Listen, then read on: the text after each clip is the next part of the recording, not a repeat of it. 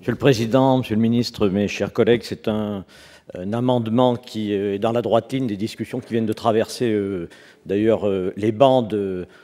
notre Assemblée. Il est évident qu'on ne peut pas, à l'occasion d'un projet de loi de finances rectificative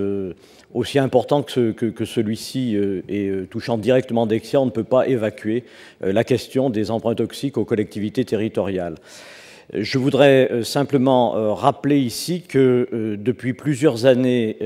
les maires concernés, certains ont été parmi les premiers, mais aujourd'hui il y a 400 communes ou collectivités. Donc on est bien devant un problème national. Les maires, les élus ont sollicité l'État qui a répondu, je le disais tout à l'heure, avec la charte Gisler, mais nous sommes aujourd'hui devant l'évaluation d'un problème qui prend une dimension nationale, et le sens de cet amendement que nous proposons est de convaincre le gouvernement, de l'inciter et même de le forcer, si cet amendement est adopté, à réellement passer la vitesse supérieure, non pas pour dire qu'il va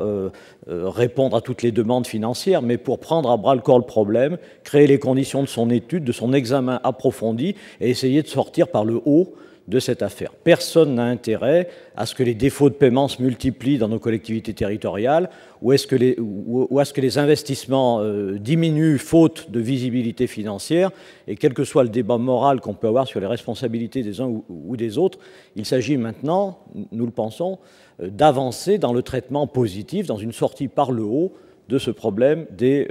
prêts toxiques aux collectivités qui traversent toutes les collectivités, quel que soit leur bord politique. Certaines réalisations ont été faites par le gouvernement. Le but de cet amendement est de passer à une étape suivante en proposant très clairement un bilan exhaustif de la situation des collectivités touchées par ces emprunts toxiques hors charte Gisler et pour les niveaux 3, 4, 5 de la charte Gisler, faire un bilan précis de la médiation Gisler qui n'a jamais été fait alors qu'il a été demandé par le dernier rapport de la Cour des comptes. Et nous demandons dans cet amendement que l'ensemble de ces réalisations puissent être produites d'ici le 1er février, je crois, 2012. Mais derrière cette demande, il y a évidemment l'engagement, la volonté d'amener le gouvernement à s'engager dans le traitement de ce dossier.